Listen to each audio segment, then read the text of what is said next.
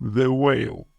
We haven't talked to Michael since we graduated from high school and he left to study in another city. But recently, I started receiving strange messages from him via email. Michael has always been interested in the supernatural and the unknown. One day he came across a social network that existed only within his city. The network was called The Whale and promised to connect Michael with a community of like-minded people who shared his interest in mysticism and paranormal phenomena. The Whale was unlike any network he had ever seen before. Its minimalist design and user-friendly interface made it easy to use, and soon enough, Michael found himself scrolling through posts and chatting with other users. At first, Mike was thrilled to find such a unique platform. He would spend hours on and read new posts and chatting with other users who shared his passion. But as his obsession with the new network grew, so did his anxiety. Mysterious messages from users, strange symbols, and stories of unexplained events all began to weigh on him.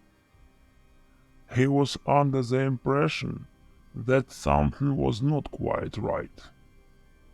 Strange events soon began to happen in the city.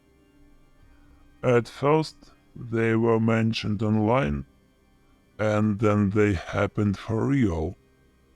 There were reports of strange religious gatherings, and so in abandoned buildings and parks, people dressed in black robes and masks performed rituals and sang in an unknown language.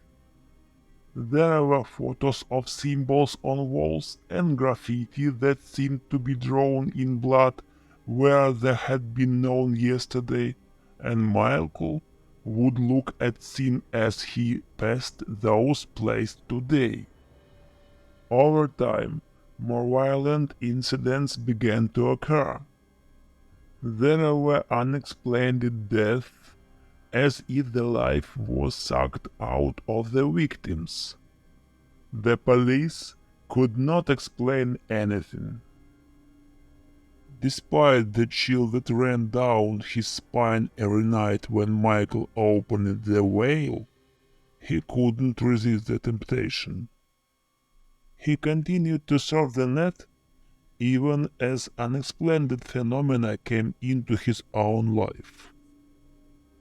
He would wake up in the middle of the night, drenched in sweat, with the feeling that he was falling into the depths of hell and that they were waiting for him.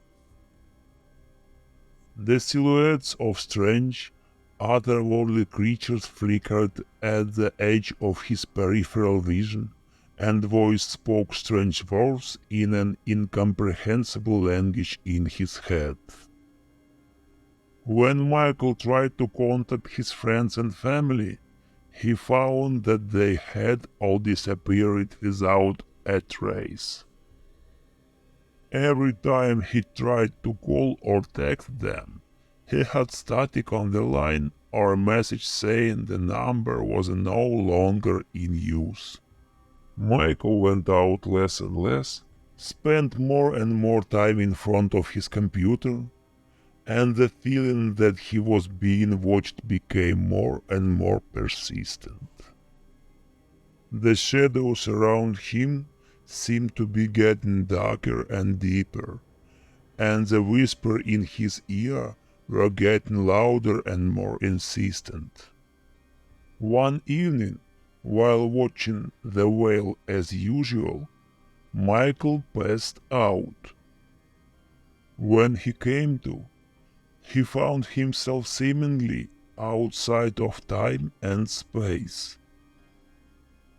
He was surrounded by dazzling colors and creepy otherworldly creatures, and he felt that he no longer had control over his own body. Yesterday, I received one last terrifying message from Michael, and without hesitation, I rushed to him in my car. A message was heard. "This is it. It lives.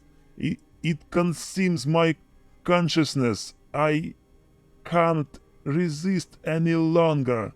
I must kill myself." An hour before dawn, I crossed the city limits. There were almost no working street lights on the streets. In the light of those that still walked, I could see some strange piles of either garbage or human bodies. Michael didn't answer the door to the loud knock or the ringing of the bell. I pushed the handle and the door opened. The apartment was clean, quiet, and cold. I could see light flashes from under the bedroom door. I pushed the door open and looked in. There was no one in the room.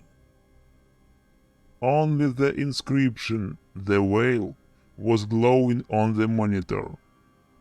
I took one step forward, and the letters on the monitor dripped down onto the table in a bloody stream. My already tense nerves gave out, and I took a step back. I wanted to take a step back. My back bumped into an obstacle that hadn't been there a moment ago. The first thing I saw when I looked back jerkily was Michael's lifeless eyes. The last thing I saw was his left palm covered in blood that had dripped from his cut wrist and now dried up in a scabby layer thrust into my face. A cold, hard finger gouged out my eye. Choking on pain and screaming, I flew backwards out of the second-story window.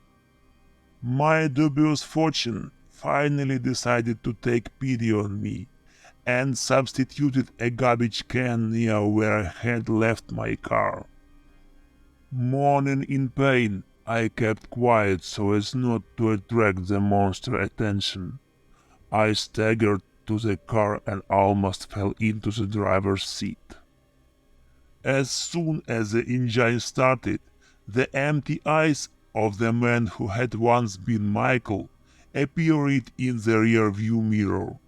My foot pressed the accelerator by itself, leaving the bizarre figure far behind. A year has passed. Now I wear a black patch over my left eye, and I rarely wake up covered in cold sweat anymore. But sometimes, in the rearview mirror, I see the empty eyes of my former school friend, and I see the shell bodies moving around the empty city, swaying, and in their eyes sometimes the consciousness of Michael, Susan, or Richard, who will forever remain behind the veil, wakes up.